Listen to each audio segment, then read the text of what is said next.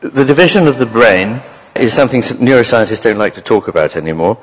It enjoyed a sort of popularity in the 60s and 70s after the first split brain operations, and it led to a sort of popularization which has since been proved to be entirely false. It's not true that one part of the brain does reason and the other does emotion. Both are profoundly involved in both. It's not true that language resides only in the left hemisphere. It doesn't. Important aspects are in the right. It's not true that visual imagery is only in the right hemisphere. Lots of it is in the left. And so in a sort of fit of despair, people have given up talking about it. But the problem won't really go away, because this organ, which is all about making connection, is profoundly divided. It's there inside all of us, and it's got more divided over the course of human evolution, so that the ratio of the corpus callosum to the volume of the hemispheres has got smaller over evolution. And the plot thickens when you realize that one of the main, if not the main, function of the corpus callosum is in fact to inhibit the other hemisphere. So something very important is going on here about keeping things apart from one another.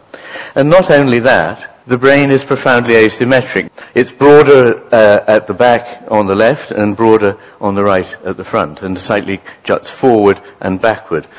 And it's as though somebody got hold of the brain from underneath and given it a sort of sharp twist clockwise. What is all that about? If one just needed more brain space, one would do it symmetrically. The skull is symmetrical. The box in which all this is contained is symmetrical. Why go to trouble to expand some bits of one hemisphere and some bits of another, unless they were doing rather different things? What are they doing? Well, it's not just we who have these divided brains. Birds and animals have them as well. I think the simplest way to think of it is if you imagine a bird trying to feed on a seed against the background of grit or pebbles. It's got to focus very narrowly and clearly on that little seed and be able to pick it out against that background. But it's also, if it's going to stay alive, it's got to actually keep a quite different kind of attention open. It's got to be on the lookout for predators or for friends, for conspecifics, but for whatever else is going on. Now, it seems that birds and animals quite reliably use their left hemisphere for this narrow focused attention to something it already knows is of importance to it. And they keep their right hemisphere vigilant broadly for whatever might be without any commitment as to what that might be. And they also use their right hemispheres for making connections with the world. So they approach their mates and bond with their mates more using the right hemisphere. But then you come to the humans. And it's true that actually in humans too, this kind of attention is one of the big differences. The right hemisphere gives sustained, broad, open vigilance, alertness, where the left hemisphere gives narrow, sharply focused attention to detail. And people who lose their right hemispheres have a pathological narrowing of the window of attention. But humans are different. The big thing about humans is their frontal lobes. And the purpose of that part of the brain? To inhibit the rest of the brain, to stop the immediate happening. So standing back in time and space from the immediacy of experience. And that enables us to do two things. It enables us to do what neuroscientists are always telling us we're very good at, which is outwitting the other party, being Machiavellian. And that's interesting to me, because that's absolutely right. We can read other people's minds and intentions, and if we so want to, we can deceive them. But the bit that's always curiously missed out here is that it also enables us to empathize for the first time, because there's a sort of necessary distance from the world. If you're right up against it, you just bite.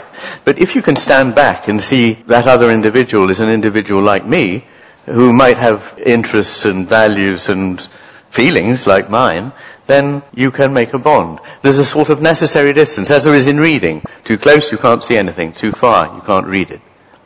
So the distance from the world that is provided is profoundly creative of all that is human, both the Machiavellian and the Erasmian. Now, to do the Machiavellian stuff, to manipulate the world, which is very important, we need to be able to interact with the world and use it for our benefit. Food is the starting point. But we also, with our left hemispheres, grasp, using our right hands, things and make tools. We also use that part of language to grasp things, as we say. It pins them down. So when we already know something's important and we want to be precise about it, we use our left hemispheres in that way. And to do that, we need a simplified version of reality. It's no good if you're fighting a campaign, having all the information on all the plant species that grow in the terrain of battle. What you need is to know the specifics of where certain things are that matter to you, and so you have a map and you have little flags. It's not reality, but it works better. The newness of the right hemisphere makes it a devil's advocate. It's always on the lookout for things that might be different from our expectations.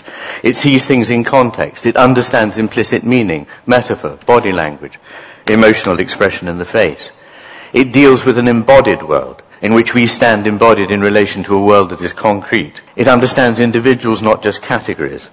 It actually has a disposition for the living rather than the mechanical. And this is so marked that even in a left-hander who is actually using their right hemisphere in daily life to manipulate tools with their left hand, it is their left hemisphere, not their right hemisphere, in which tools and machines are coded. So this is very interesting.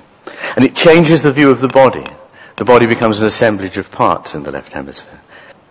If I had to sum it all up, I would get away from all those things that we used to say, reason and imagination. Let me make it very clear. For imagination, you need both hemispheres. Let me make it very clear. For reason, you need both hemispheres. So if I had to sum it up, I'd say the world of the left hemisphere, dependent on denotative language and abstraction, yields clarity and power to manipulate things that are known, fixed, static, isolated, decontextualized, explicit, general in nature, but ultimately lifeless.